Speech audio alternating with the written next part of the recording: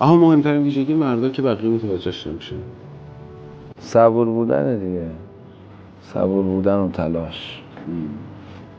آخه میدونی بالاخره ماها احتیاج به این داریم که یه جایی درد دل کنیم دیگه.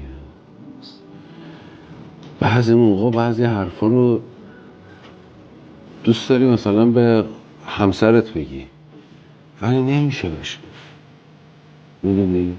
چون یه غم رو غماش اضافه میکنی، باید بریزی تو پا، به رفیقات هم نمیتونی حرفا رو بزنی. خیلی سخت. بعضی خانوما با هم فرق داره.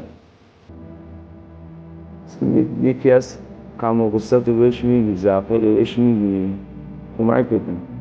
یکی از دنبال یا بهش میگی که فردا به سر پیف بزنم.